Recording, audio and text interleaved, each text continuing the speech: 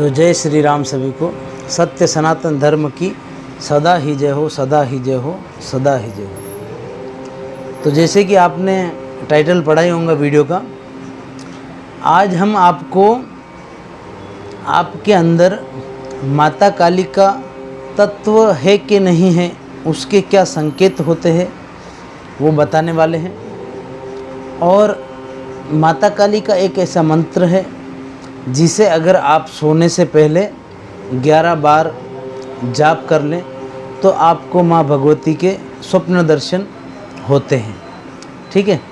और माता काली की साधना कैसे की जाती हैं और उसमें क्या सावधानियाँ रखनी चाहिए और हमें गृहस्थ होकर माता काली की साधना कैसे करनी चाहिए, ये सब कुछ बताने वाले हैं इस वीडियो में।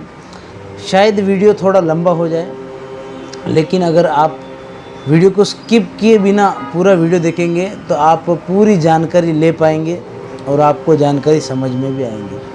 और हम जो भी जानकारी वीडियो के द्वारा बताते हैं, हम अगर आपको किसी भी जानकारी में कुछ शंका हो या कुछ समझ में ना आया हो तो आप हमें कमेंट बॉक्स में पूछ सकते हैं। हम आपका जवाब हम ज़रूर देंगे कमेंट करके। ठीक है। तो चलते हैं अपने विषय की ओर। और उससे पहले सबसे हाथ जोड़कर निवेदन करना चाहूँगा कि जैसे अगर किसी को वीडियो पसंद आ रहा है तो कृपया कर अगर कोई जानकारी अच्छी लग रही है और आपको उससे कुछ बेनिफिट हो रहा है और आपको लग रहा है कि नहीं बंदे ने जानकारी अच्छी दी है, तो आप चैनल को सब्सक्राइब कर सकते हैं और लाइक कर सकते हैं और ज़्यादा से ज़्यादा शेयर कर सकते हैं, जिससे कि ये जो इन्फॉर्मेशन है वो सब तक पहुंच सकती है। ठीक है। तो जैसे माता काली का तत्व हमारे अंदर है कि नहीं है, वो कैसे जाने, उसके क्या संकेत होते हैं। तो देखिए, सबसे पहले तो कि बहुत से लोग माता काली के नाम से ही डरते हैं। उनको लगता है कि हम घर में, बहुत से लोग तो माता काली की तस्वीर भी घर में नहीं रखते हैं। घर में कौन सी तस्वीर रखनी चाहिए ये भी हमें बताएंगे आपको माता काली की, लेकिन माता काली की तस्वीर नहीं रखते हैं क्योंकि लोगों में बहुत सी भ्रांतियां हैं, फैली हुई है कि माता काली की तस्वीर घर में रखने से घर में झगड़े होते हैं, माता काली की पूजा करने से, माता काली की साधना करने से हमें क्रोध बहुत ज़्यादा आता है या घर में झगड़े होते हैं। तो नहीं, ये सब कुछ झूठ है, ये फैलाई हुई भ्रांतियाँ हैं, ये सब कुछ झूठ है। हमें इसको नहीं मानना है। हम माता काली की साधना पूजा कर सकते हैं, हमारे घर में उनकी तस्वीर भी रख सकते हैं। जी हाँ। देखिए, जैसे कि ओम नमः शिवाय का जो मंत्र होता है उसका तत्व जल तत्व होता है। जैसे हम ओम नमः शिवाय का जाप करते हैं बहुत ज़्यादा, देखिए किसी भी मंत्र को अगर आप 3000 से ज़्यादा जप कर लेंगे, उसको क्रॉस कर लेंगे तो मंत्र एक्टिवेट हो जाएगा, जागृत हो जाएगा। उसके बाद ही आपको अनुभव शुरू होंगे उस मंत्र के द्वारा निर्माण ऊर्जा के। ठीक है।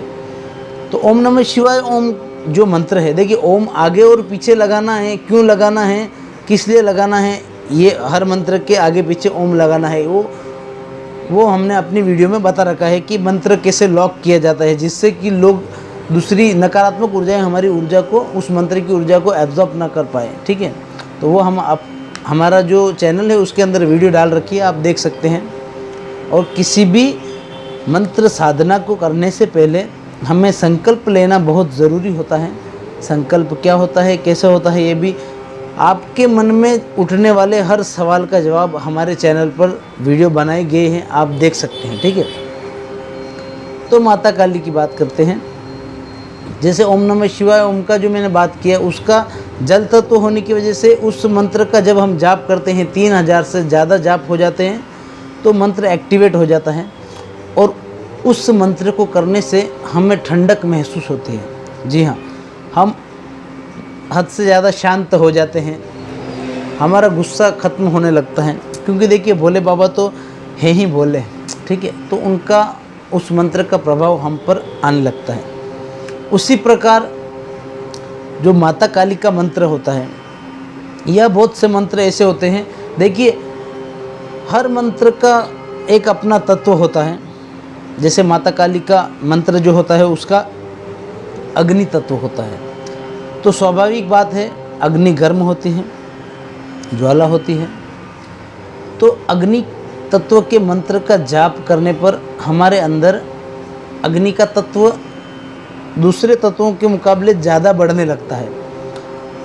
तो उस वजह से हमें थोड़ा, क्योंकि अग्नि तत्व है तो थोड़ा गुस्सा वगैरह आना स्वाभाविक है, लेकिन उस अग्नि तत्व की वजह से माता काली की पूजा करने से हमें गुस्सा क्रोध आना ये ऐसा कुछ नहीं होता है, ठीक है। क्योंकि माँ तो माँ है। देखिए, अगर आप माता काली को माँ के स्वरूप में अगर पूजेंगे, सात्विक स्वरूप में पूजेंगे, गृहस्थ होकर उनकी सेवा करेंगे, आपको उनकी सिद्धि भी मिलेंगी, उनकी कृपा प्राप्त होंगी, ठीक है। लेकिन हमें उन्हें माँ स्वरूप में पूजना है। आप शक्ति की कामना कर कर अगर उनको पूजेंगे, उनकी साधना करेंगे, तो फिर वो अपने विकराल रूप में ही आएंगी, ठीक है, उग्र स्वरूप में ही आएंगी। हमें उस रूप में साधना करनी ही नहीं है। ग्रस्त होकर अगर आप साधना करना चाहते हैं तो माँ का सात्विक रूप, माँ भद्रकाली का, माँ काली का सात्विक रूप पूजिए, उनकी सेवा करिए, उनकी साधना करिए। आपको सिद्धि, हर सिद्धि मिलेंगी, माता काली की हर सिद्धि मिलेंगी, सात्विक रूप से, उग्र रूप में नहीं मिलेंगी, ठीक है। अगर आप साधक हो, शमशान काली की पूजा करते हो, शमशान में साधना करते हो, तो आपके लिए चलेगा। लेकिन एक गृहस्थ व्यक्ति के लिए बता रहा हूँ मैं, हमें देखिए, आप गृहस्थ हो और शमशान में जाकर साधना कर रहे हो तो गलत बात है। क्योंकि कैसा होता है ना, शमशान में करने वाली हर साधना कहीं ना कहीं हमारे घर परिवार पर भी इफ़ेक्ट करती हैं।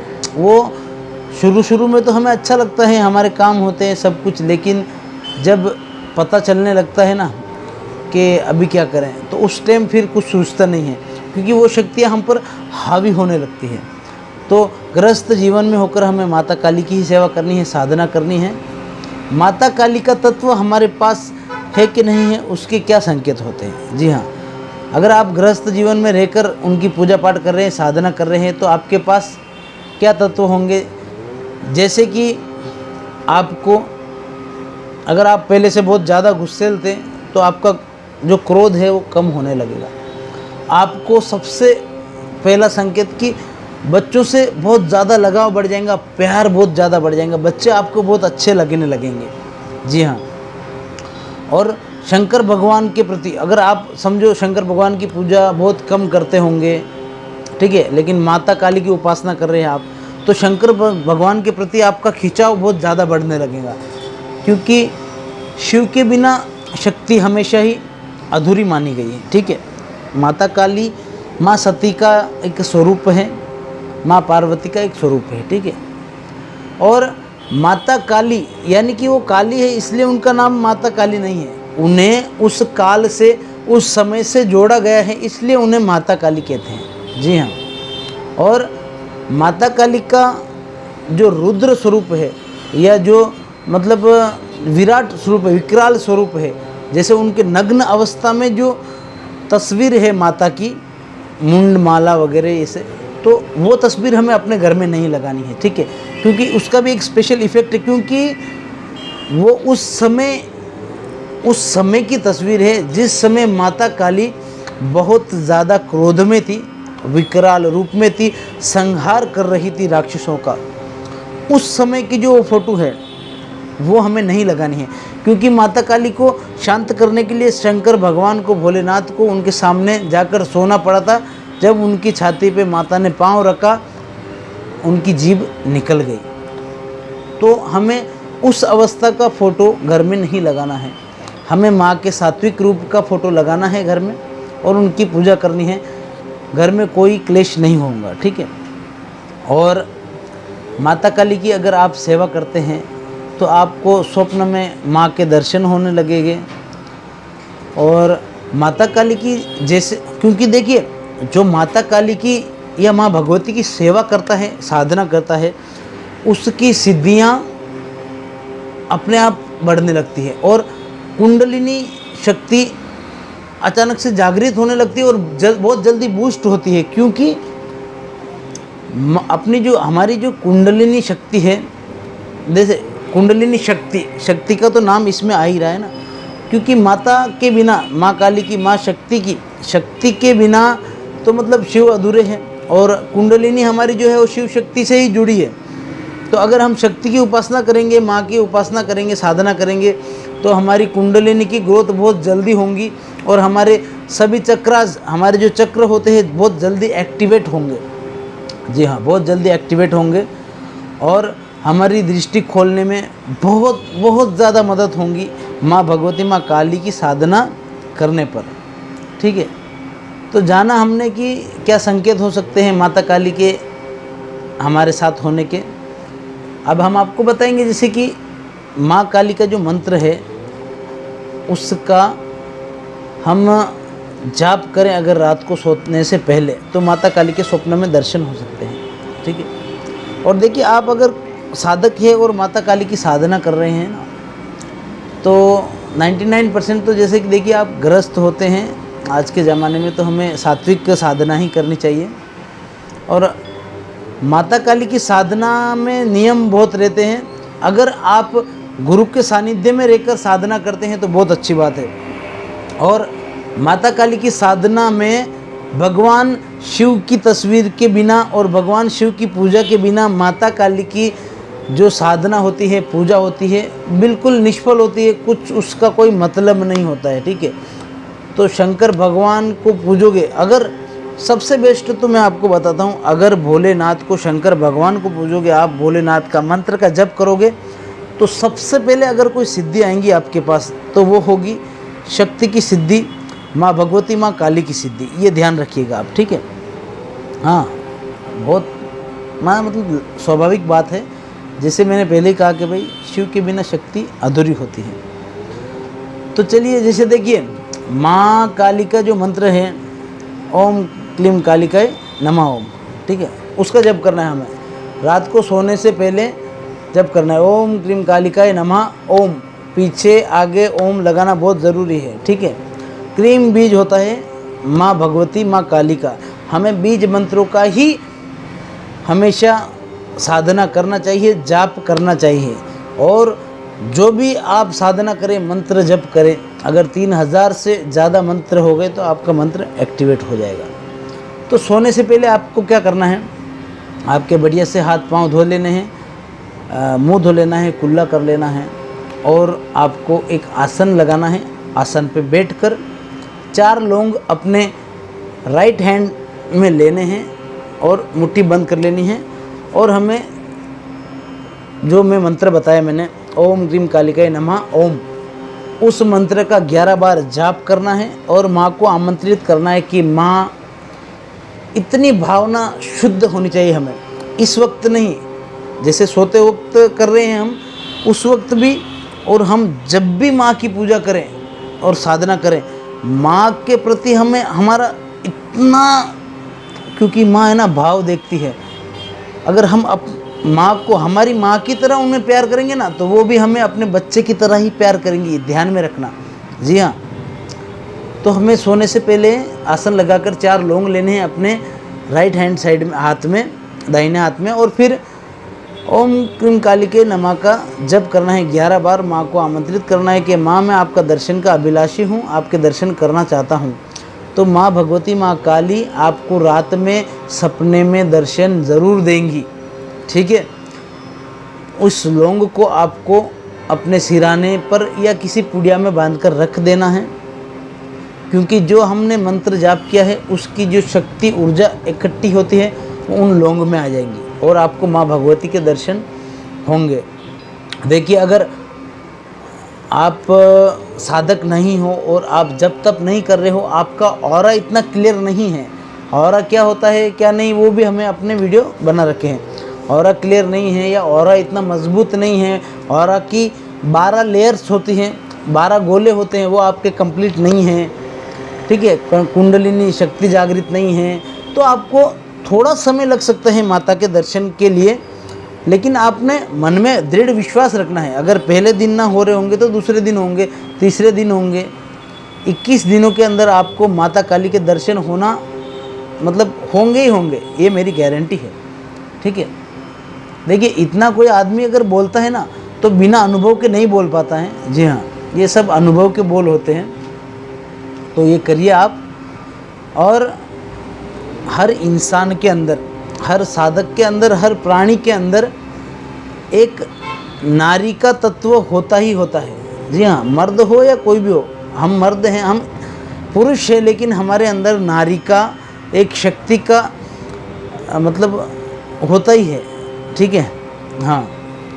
तो उस वजह से हमें शिव और शक्ति की दोनों की उपासना करनी चाहिए, क्योंकि जो हमारे अंदर फीमेल तत्व होता है, नारी तत्व होता है, वो शक्ति को, हमारी ऊर्जा को नियंत्रित कर कर, एकत्रित कर कर रखता है। जी हाँ, तो माता की साधना हमारी ज़िंदगी में बहुत ज़रूरी है। हर इंसान को माता की साधना करनी चाहिए। अगर हम अपनी कुंडलिनी को जागृत करना चाहते हैं, हमारे चक्रास एक्टिवेट करना चाहते हैं और हमारी उस ऊर्जा को नियंत्रित कर कर, एकत्रित कर कर हमें अगर संग्रहित करना है, रखना है अपने शरीर में, तो माता की साधना बहुत ज़रूरी है। माता काली की, माँ भद्रकाली की, आप दुर्गा माता की, वैष्णो देवी की, किसी की भी साधना कर सकते हैं, लेकिन साधना बहुत ज़रूरी है। भगवान ने हमें जन्म दिया है इंसान का, तो भगवान की भक्ति करना बहुत ज़रूरी है। मोक्ष की तरफ जाना बहुत ज़रूरी है। ठीक है, ये सिद्धियों से भी हटकर है, हमें मोक्ष की तरफ जाना है, भगवान की साधना करनी है, भगवत प्राप्ति के लिए हमें साधना करनी है। ठीक है, आप भगवत प्राप्ति के लिए साधना करें, उनके दर्शन के लिए साधना करें, पूजा करें। बाकी सब चीज़ें तो बिना मांगे ही भगवान दे देते हैं हमें। ठीक है, हम उनके बच्चे हैं, कोई दुश्मन नहीं है। और माँ काली की साधना पर भी हमें गुस्सा क्यों आएगा भाई? और माँ काली की तस्वीर रखने से हमारे घर में झगड़े क्यों होंगे? वो अपने बच्चों का क्या बुरा चाहेगी? माँ है वो शक्ति है, वो भगवान है, वो हमारी तरह इंसान नहीं है वो कि हर बात पर रूठ जाए, गुस्सा हो जाए। नहीं, वो माँ है हमारी, हम उनके बच्चे हैं, हमसे कभी नाराज़ नहीं होंगी। वो हमसे कोई भूल चूक हो जाएंगी तो हमें बता देगी, आप करिए तो सही, मानिए तो सही, माँ को सच्ची भावना से मानिए। अरे रो दीजिए उनके सामने। इंसान को इस दुनिया में किसी के सामने अपना दुख प्रकट करने की कोई ज़रूरत नहीं है, रोने की ज़रूरत नहीं है। अगर रोना आ रहा है, दुख प्रकट करना चाह रहे हैं, कोई इच्छा प्रकट करना चाह रहे हैं, तो माँ भगवती के सामने, अपनी माँ के सामने, अपनी माँ के सामने, माँ भगवती के सामने, उनके सामने दुख प्रकट कीजिए।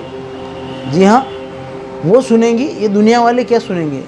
ठीक है, तो थोड़ा भावुक हो गया था मैं। देखिए, हर इंसान के ज़िंदगी में कुछ ना कुछ ऐसा होता है। और अभी के लिए हम चलते हैं। जय श्री राम सभी को। अरे यार।